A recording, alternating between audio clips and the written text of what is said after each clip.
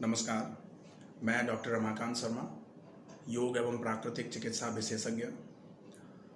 आज का विषय है आहार।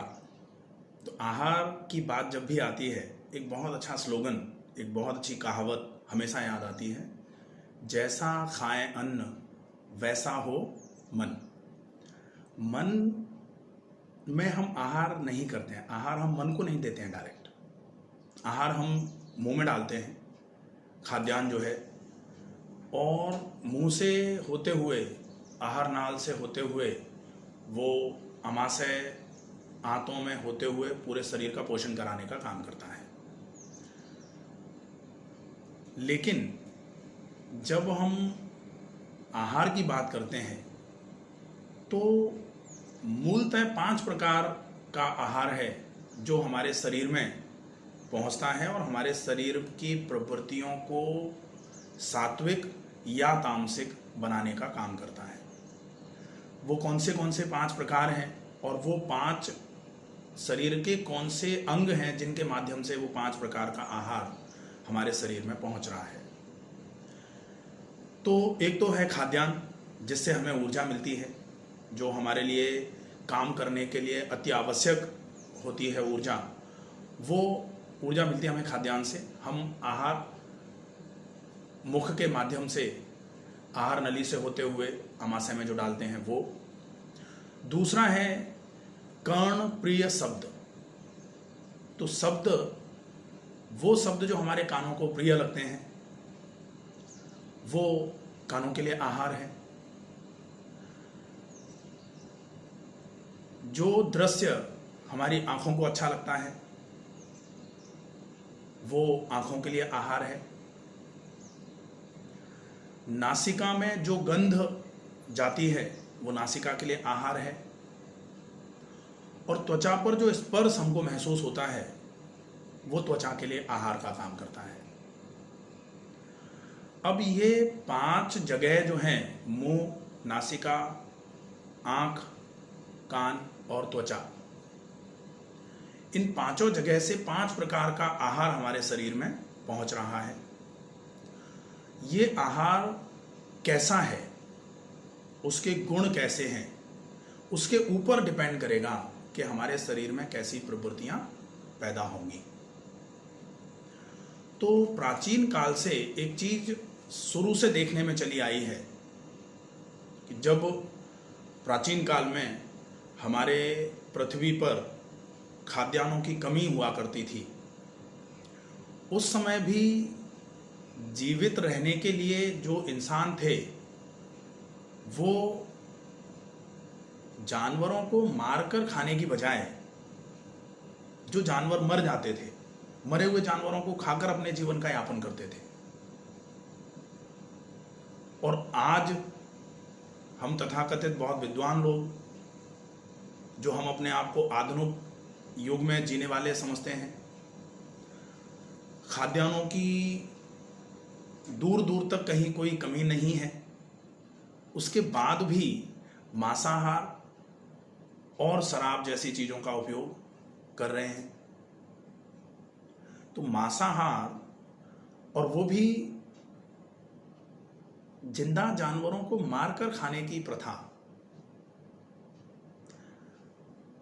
अगर किसी भी व्यक्ति को या किसी भी जानवर को हम जब छुरा लेके गर्दन पर उसके चलाते हैं, तो वो कोई हमें ये तो दुआ देता नहीं होगा कि ठीक है महाराज, हमको मार रहे हो, हम मरेंगे और आप फलें फूलें, जो आप हमें मारने के बाद खाने वाले हैं, आपका स्वास्थ्य अच्छा रहे।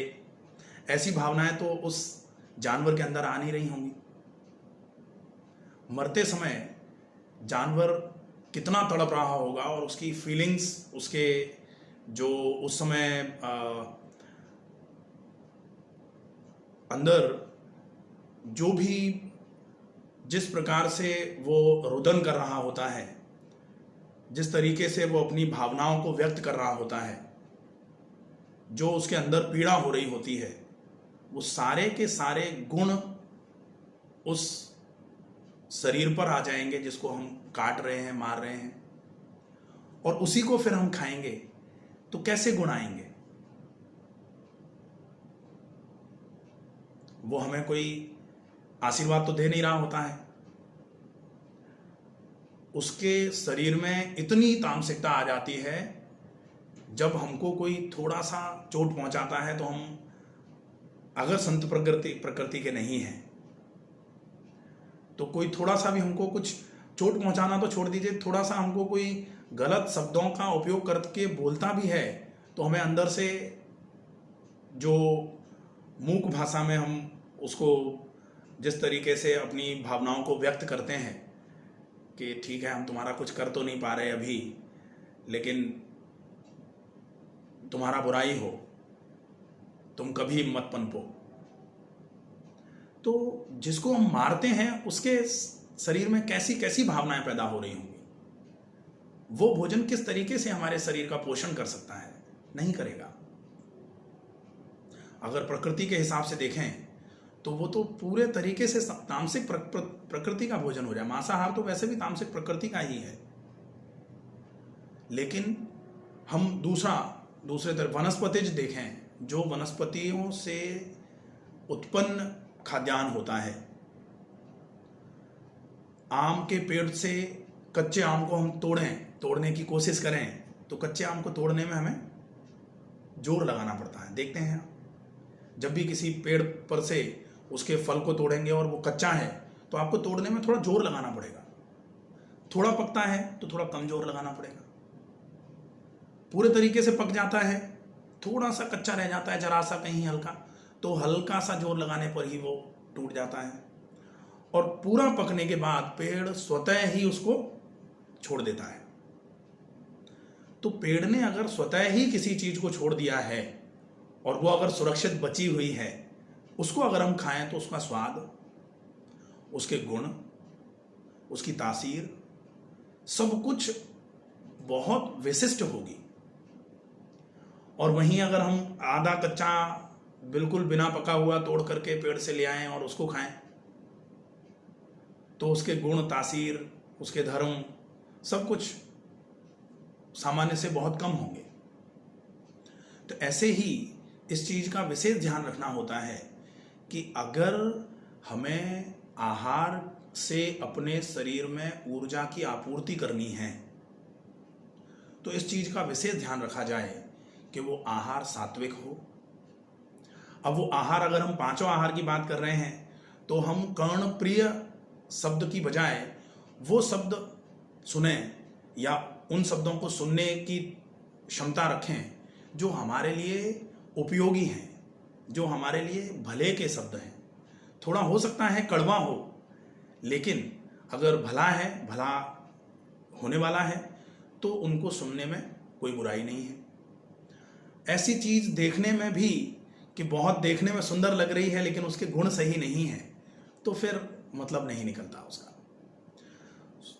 जिसकी गंध बहुत अच्छी है लेकिन शरीर में जाकर जो नुकसान कर दे बहुत ज़्यादा, जो भोजन का आजकल हम देख रहे हैं कि बहुत ही अच्छी गंध आ रही है, बहुत तेल, बहुत देसी घी और सब में बनाया हुआ भोजन है, लेकिन हम व्यायाम ज़्यादा नहीं कर पाते हैं तो शरीर में जाकर के वो हम पचा नहीं पाएंगे, हमारे लिए नुकसानदायक हो जाएगा।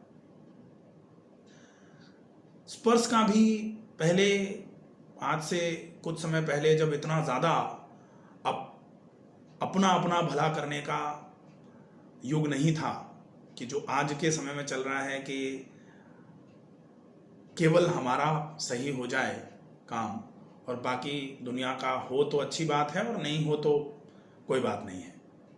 अब ऐसा भी नहीं, अब तो यह है दुनिया का बेशक बुरा हो जाए लेकिन हमारा भला होना चाहिए, ये वाला युग चल रहा है अभी तो ऐसे समय में जो स्पर्श है वो भी बहुत प्रेममय स्पर्श नहीं रह गया है। लोग पीठ पर हाथ रखकर मन में ये सोच रहे होते हैं कि कब इस हाथ पर थोड़ा जोर लगा के आगे की तरफ धक्का मार के इनको गिरा दें।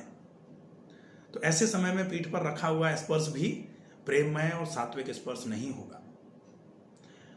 हमें विशेष जो ध्यान रखना है वो ये कि जो भोजन हम ऊर्जा ग्रहण करने के लिए ले रहे हैं, खाद्यान्न जो मुख के माध्यम से हम शरीर में डाल रहे हैं, आज का विषय चूंकि यही है, इसलिए इस पर ही बात करेंगे केवल कि वो वाला अन्न जो हमारे शरीर का भरण पोषण करने के लिए जरूरी है, उसके लिए जो बोला जा रहा है, जैसा खाएं अन्न वैसा हो मन। तो मन पर तो हम भोजन कर नहीं रहे हैं, भोजन हम कर रहे हैं मुंह में। और मुंह से कहाँ जा रहा है? मुंह से यहाँ आहार नाल में होते हुए आमाशय में आ रहा है, और आमाशय से आंत से होते हुए रस के रूप में बदल करके आंत से होते हुए वो खून में जा रहा है। तो सबसे पहले तो जैसा खाएं अन्न वैसा क्या होगा?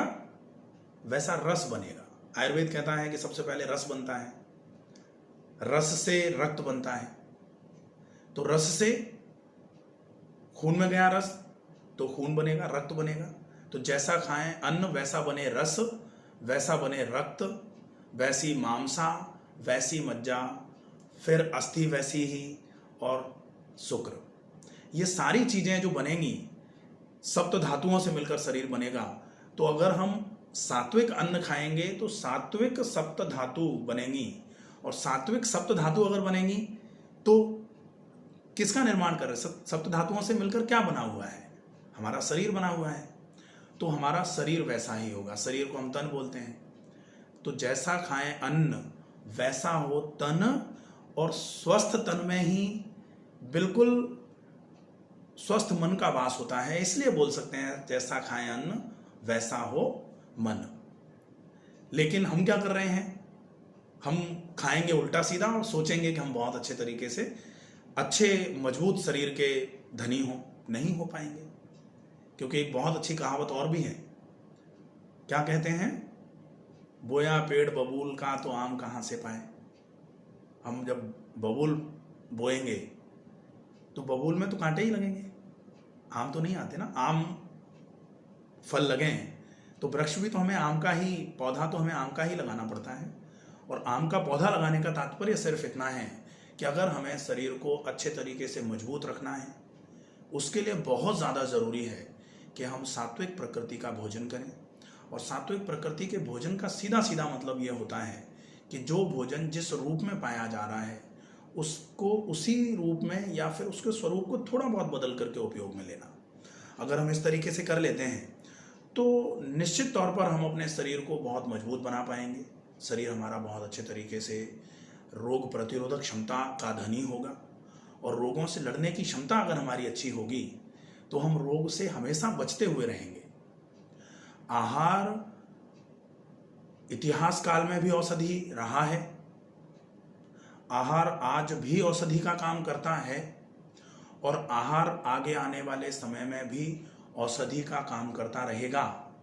हमें सिर्फ इतना ध्यान रखने की आवश्यकता है कि औषधि आहार तभी है जब हम उसको सही रूप में, सही मात्रा में, सही समय पर, सही तरीके से और सही चीज सही रूप में ही आ जाएगा। तो जब ये सारी चीजें अगर हम प्रॉपर तरीके से फॉलो करते हैं तो आहार हमारी औषधि ही है। और अगर हम इनमें से कहीं भी चूके तो समझ लीजिए फिर वही आहार जो हमारे लिए औषधि का काम कर रहा था, वही आहार हमारे लिए विष होगा।